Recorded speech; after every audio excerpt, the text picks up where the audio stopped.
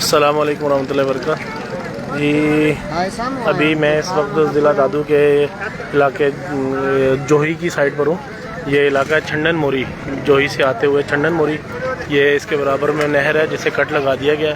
ये पूरा इलाका इसके पीछे का एक ज़ेर आब आ गया।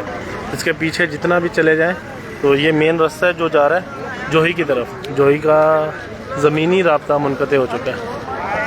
अल्लाह माफ़ फरमा दे। पीछे पूरे इलाके में सैकड़ों गाँव हैं इसके पीछे जो तकरीबन ज़ेर आब आ चुके हैं।